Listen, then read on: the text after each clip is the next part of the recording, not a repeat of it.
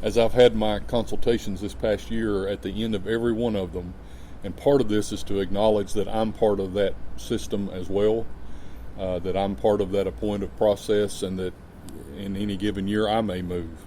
But at the end of every prayer, I have said, Lord, we all want to be where you want us to be on July 1st, and so we seek for both wisdom and courage.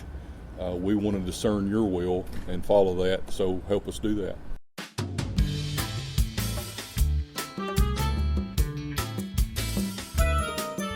Hello, this is Pastor Terry Goodman, and I want to welcome you to the Wesleyan Connection. This podcast is primarily for the clergy and laity of the Holston Annual Conference. Join with me now as I take a look around the Connection and share some of the things happening in the churches of our annual conference.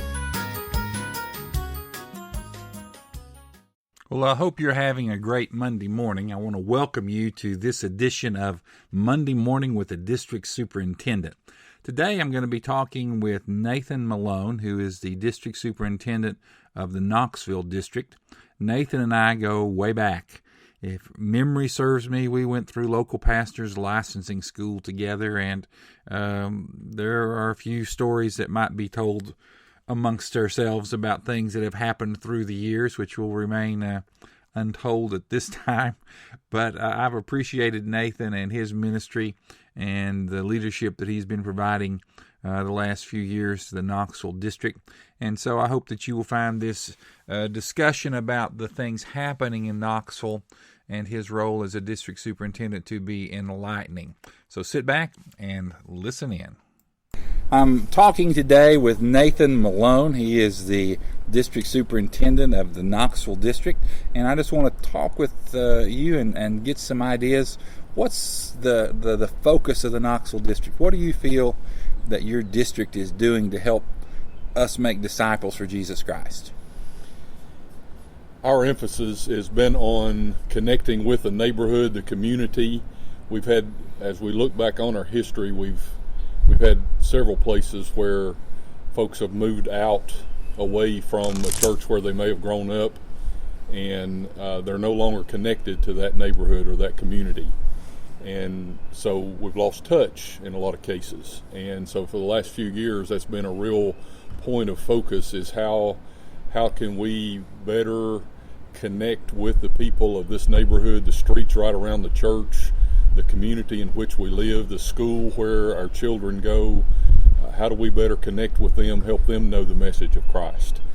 We've partnered with Vic Dingus and Jim Goddard in working with individual churches on next step ministry. What's our next step now? And they've done a great job of helping local churches simply look at not so much 5 years down the road or not some big picture, but just what's our next step in doing that very thing. How can we connect with this community in a quick win kind of way, where we begin to build momentum around, hey, we really can do this, and people really do need to hear this message, and we really can connect with people of our community. And that has built some momentum. I will say that when I first came to the Knoxville District, one of the first things I said to the clergy is, I know there are a lot of strong churches in this district and a lot of great ministries that's already going on, and I figure my first goal is to simply stay out of your way. Well, have you succeeded in that goal? I think so. In most cases, I have succeeded in that goal, and am proud of it. Well, good. Because, again, if things are going well, I simply want to be there to encourage and support and resource as I can. But for the most part, I want to stay out of their way and let them do what they're doing and doing it well. In a lot of cases, however, we do have several of the small membership churches that have struggled, that have become disconnected, and so being able to connect them with this new opportunity for revitalization and turning in a different direction has really been fulfilling. Well, when I think of the Knoxville District, I think of sort of a compact sort of district. You're pretty much Knox County, aren't you? Right. Got one church in Sevier County, Kodak, but all the other churches are in Knox County. So would you consider your district more of an urban kind of district, or are there Certainly. pockets of rural there in Knox County that some of the churches are at? A few, but for the most part, I would say no more than 15 to 20% are out in the rural area, and most of them are in Urban or suburban kind of settings. Very much Okay. so. And as you know, we've got two of the larger churches at Cokesbury and Church Street are two of the larger churches of the conference, and unique in what they do and do it well. I started to say those two churches are not at all similar necessarily in the way that they conduct their ministries. Exactly. Very much so. So when you see that diversity of ministries within the Knoxville District, give us some examples of the things that the churches are doing. You know, you've talked about, you've sort of set them free. You don't want, if they're doing their thing, let them keep doing their thing. Well, what is their thing? What are some of the ministries, the outreaches that the churches in Knoxville are engaged in? One that I immediately think about is there's a church that's got a large, fairly small membership, rural church that's out in an industrial park all around them, and so don't have a lot of residents right around close to the church, but they've got this huge playground.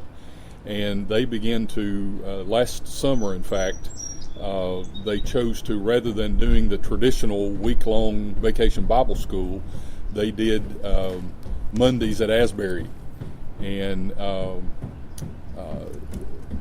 brought the children in, had used that playground as a connecting point, a place for children and families to come and experience Christ, have fun, learn lessons, and basically had Bible school throughout the summer. You've not named that church.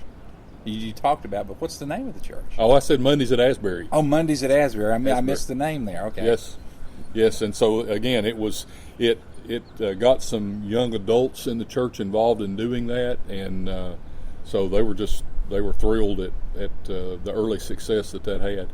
I think of another church, New Life Church, that they wanted to reach out to senior citizens in the area, and they've started a lunch and learn once a month and bring in speakers related to some issue that might relate to senior citizens, feed them a good meal, and again, they've made a lot of connections in doing that kind of thing. In a lot of cases, when churches share their charge conference report, I will always highlight when they've gotten connected to schools in their area, because I think that's one key way that we do connect and become a part of a community and become known in the community. Well, within the Methodist system, you know, a district superintendent is merely an elder that's set aside for a specific kind of ministry.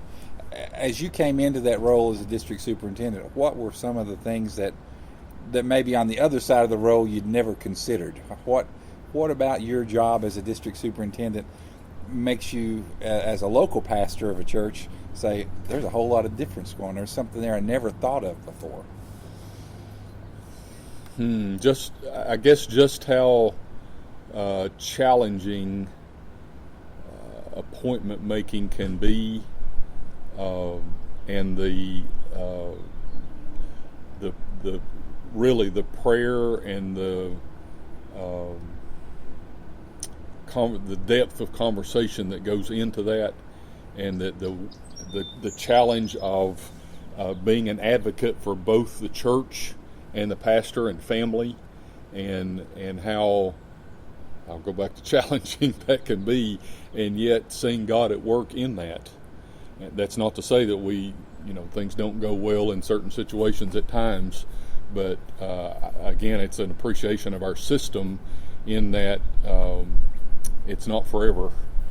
Even if things don't go well, we can take another look at that. But I already had some sense of sure that has to be challenging, but to be in the midst of it, it takes it to a whole new level. As one of the speakers this morning says, it's like the difference the bullet sounds on the front line versus in the Pentagon. Exactly, very much so. So I've heard district superintendents say that one of the things that difficult's not the word I'm trying to use, that bears on them is that appointment making process. The fact that they realize that they're holding in the decisions they make, the life of a pastoral family, the ministry of a church, the direction of the conference, so to speak, depending on how you make those alignments. I guess that does sound like a daunting kind of task. Charles Maynard, when I interviewed him, talked about how you begin your sessions with prayer.